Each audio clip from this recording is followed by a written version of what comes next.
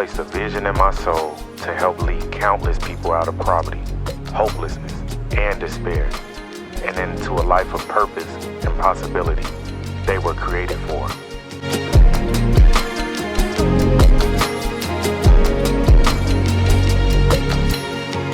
For years, that vision sat quietly inside of me, waiting for its moment. I can't tell you how many times I went to God wondering why He placed that dream in my heart if nothing seemed to be moving. I kept asking, Lord, will this ever come to life? Even when all I could see was stillness.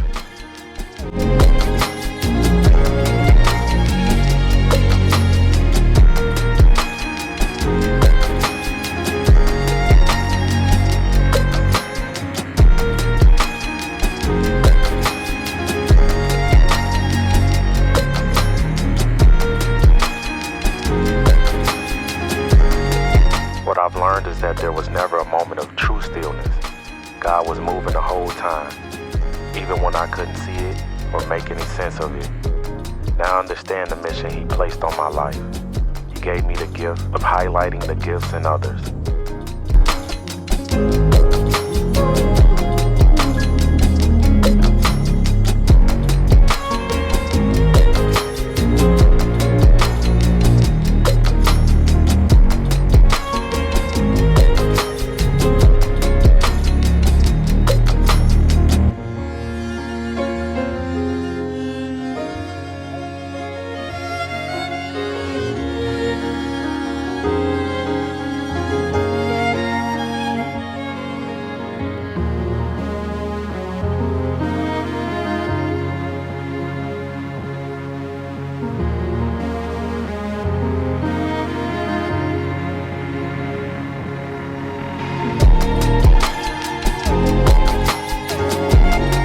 Operator 104 requesting a 1040.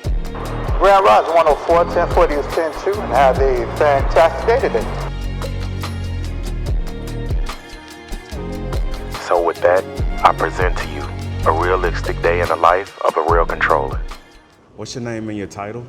My name is Aaron Ote, and I'm a rail controller with CTA. And controller, where are we today? You're at the Morgan Green Line station on the Lake Branch. If you could give me some history on how you got started for CTA and previous positions you've had, and how did you get to this position? Well, I started in 2003. You had to qualify as a flagger, operator, switch person, CA. And then you had a choice once you finished all those, you had a choice of what you could freeze. So you could either freeze an operator or a switch worker. So I chose operator. And after that, seeing the supervisors, I was like, I want to be a supervisor, but that took some time. That took me like to 2014.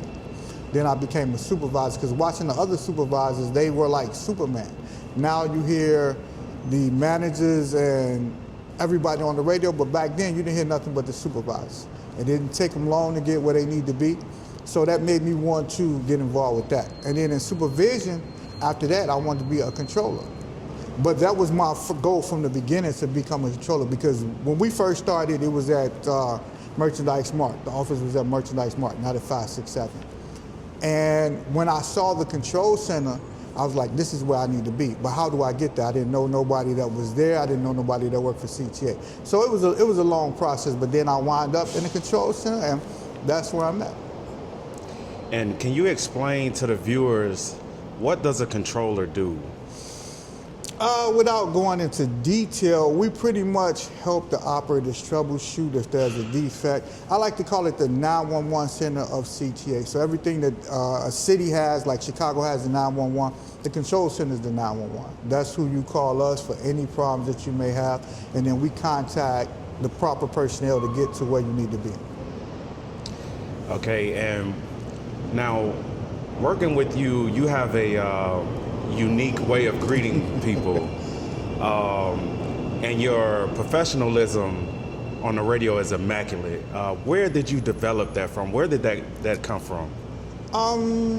That actually came from talking to other people, and it was like, you sound like this controller, you sound like that controller. Are you him or are you her or whatever? And growing up, when you got into entertainment, you wanted to be you. You didn't want to be like nobody else.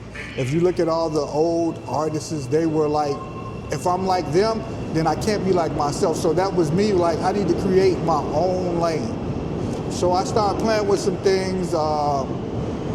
To have a fantastic Friday, you know, that coming up with saying different things, you know, people giving me different ideas, but that is the one that stuck, the fantastic.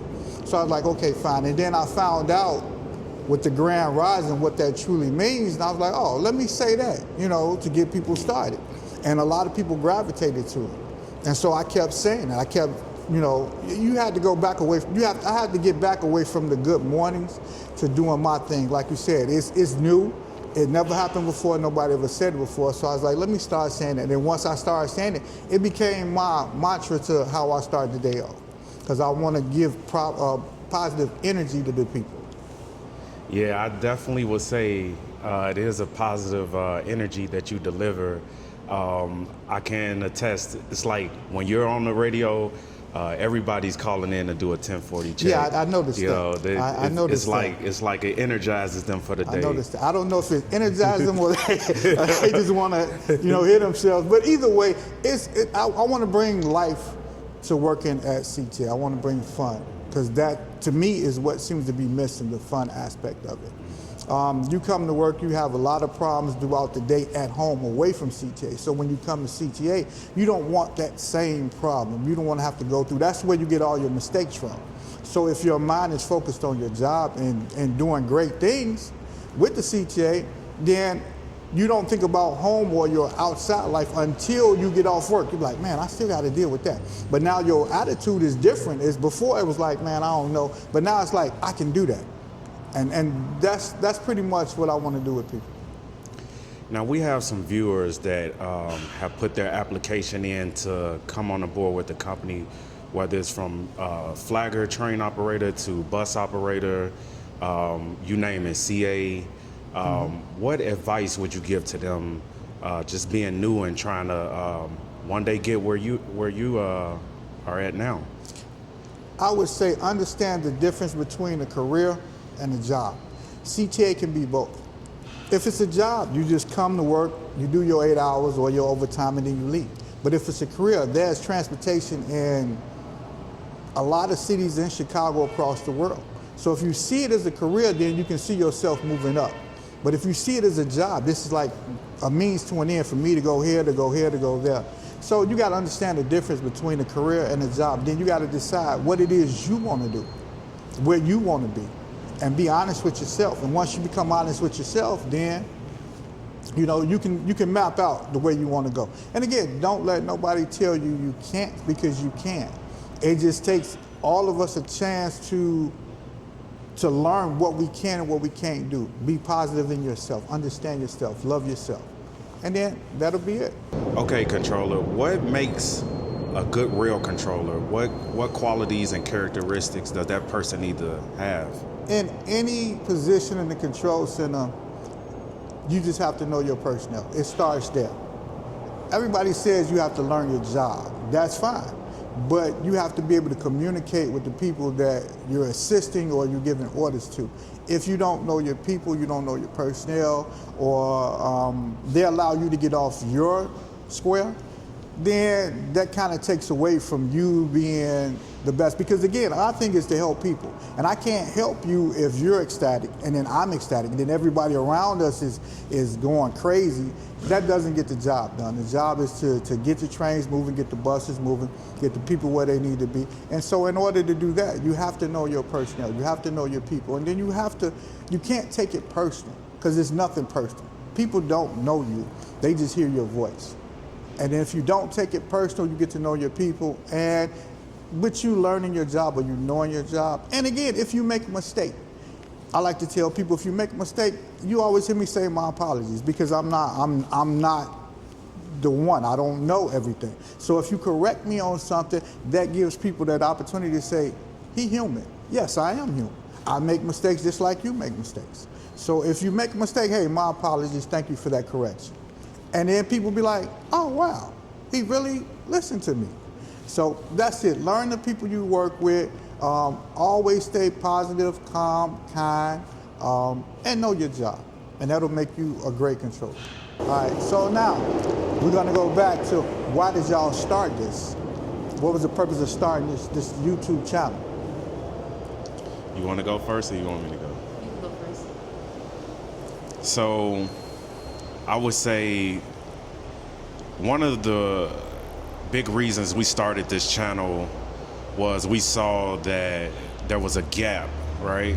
You got people that want to work for CTA, and I know what it's like to search for different resources online to try to better yourself. And for me, I searched, and I'm reading Reddit posts on how do I become a train operator, and it was just a burning desire that I always wanted.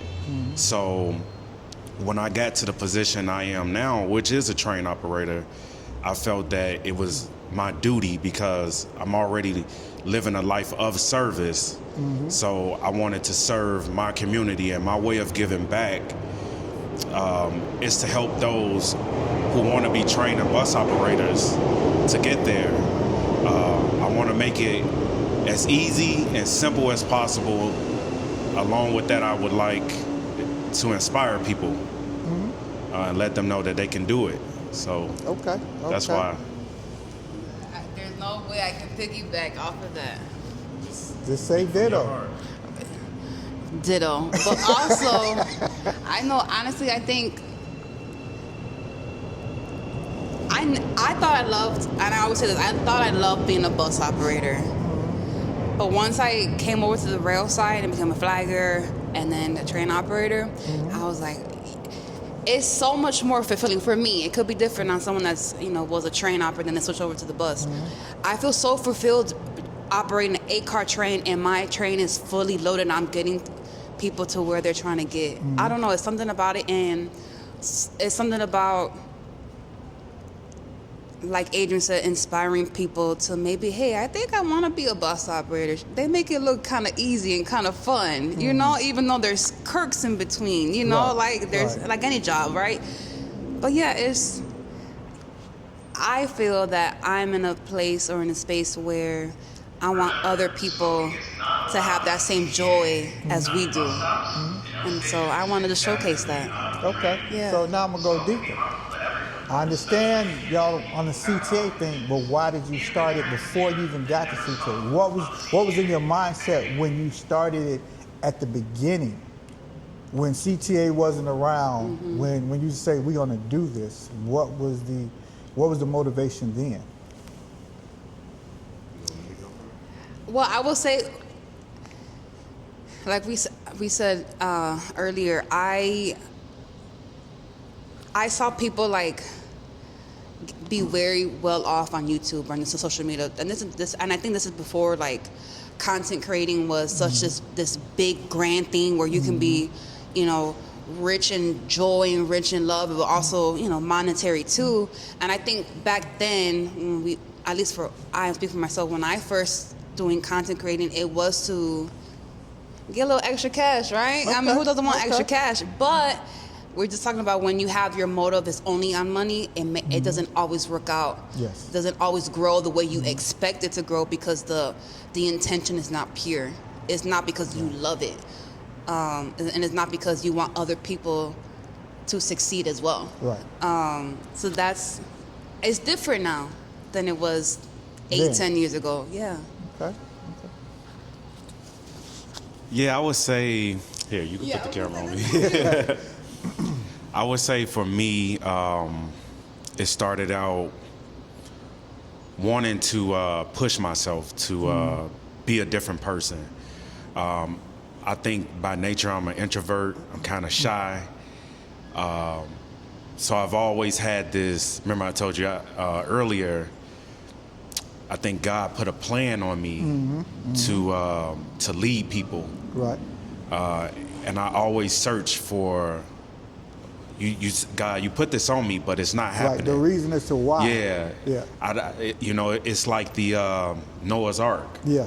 He put that mission on him, and he like, I don't know, God. This don't look like exactly. I don't have the means, and that was me starting then, way back when, starting the YouTube channel. I wanted to lead people. I wanted to come out of my shell, be a better talker, better leader, whatever I can do to just better myself. And of course, I want to say money was a big push for that. That's usually the biggest thing anyway with people. I want to do it for money, but then when you find your love for it, it becomes like, and you understand that it's not all about money. If you do the things for the love, the money will come because people start throwing it at you because now it's valuable. But if you do it for the money, people like, okay, he gonna $5, get out my face. So it's just the value. And I think what you guys are doing, especially as a husband and wife, the value of it shows people not only that, you know, husband and wife can work together, we can get along together, we can communicate with each other. It shows the positive side of marriage. Not, you know, everybody sees the negative side, but it shows the positive side of a communion. I appreciate that. I never even thought about that now that you mention it, because it's like we have eyes on us. Of course. What do they see that we don't see? And for you to say that, that makes me feel good because I want to, maybe I'm inspiring people to get married, you know, do it. You know, or get better in their relationships. But either way, your podcast does more than say, I want to focus on CTA. If people, like I told you, I had to do my research, so I had to watch, and I had to sit there and binge watch all of your shows. And I'm like, okay, the one thing that sticks out is how you guys communicate with each other, the love that you have for each other. So that was like, okay, I get it, I see. So it's more than just, hey, see, I work for CTA, or hey, I want to go to this new gym, or hey, you know, me and my mother went to work. It's more of like, this is what a relationship should be. Even when you were going through your medical issues, and he was still there, and y'all were talking about that. So that in itself is like, okay, I don't have all the answers, but I can do it. I'm here for you. Whatever you need, I'm there. That's support, and that's what you need to give people, support. So I think you guys are doing that. Yes. I like that. Thank you. I'm happy. I mean, but hey, that's what this is all about. If people see value in it, and they see not just this is about CTA, this is about this. I might be going through something in my life, and they just hit on that. Yeah, I'm watching it for CTA, but they just hit on that by the way that they act. Now it makes me get a whole lot better with, I can do that. I need to get up out this funk. I need to go outside and get myself together. Introvert thing, I'm the same way. Before I got to the control center, I never talked on the radio unless you called me. If you didn't call me, trust me, I didn't call you. I wasn't trying to call you. But once I got up there, I had to learn how, okay, I got to talk. People talk to me, I got to talk. I can't just say, and I can't be quiet with it. I got to develop, because when I first got into the control center, it was like, hello. And people like, what you saying? I'm like, well, do this. My radio used to be, is your radio down? What is it? Wow. So I had to learn those things. I had to learn how to talk to people. I had to learn how to interview with people. Again, I wasn't one of those that like to be in front. I like to be behind the scenes, so you don't know me, you don't see me. But being in the control center, you being forefront, I had to learn that. So you can do it, bro. I've done it. You can do it. You can maneuver through that. And once you find out it's in you, and you don't have to do it the way other people do it, then you be like, oh yeah, that came with the whole Grand Rising. That came with the whole Fantastic. Because again, I don't have to say what other people say on the radio. I say what makes me feel good. And once people say, I like to say it's the boomerang effect. What you throw out there is going to come back to you. If you throw negativity out there, that's what's going to come back to you. So don't be surprised if you're like, why they being negative to me? Because you're being negative to them. But if you be positive to them, then that's what comes back to you. And that in itself is so you can do it, bro. You can do it. Yeah, I want to. Oh, you ain't got to want to. That's why God said he put something in you. Finally, you getting a chance to see who you really are. Before you was like, I'm this person, I'm that, but now you're getting a chance to see who you really are.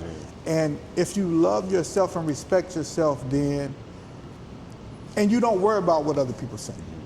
Don't, because it's gonna be so many naysayers. They're gonna be like, man, I wouldn't do. You're not me. So of course you wouldn't do that because you don't see me. You don't walk in my footsteps. But because I like to do this, because this is me, I'm going to be me. Either you love me or not. My grandmother used to say that all the time. And she would say, either you love me for who I am or you don't. Either way, I'm going to be me. Simple as that. So I take a lot from my relationship with her, because a lot of things when I was younger, I didn't understand. But now I understand. I'm like, okay, I get it now. That aha moment, I get it now. I see it now. So, yeah, bro, you gonna do it. Y'all gonna do it. Y'all just make me happy. Thank you. I appreciate it.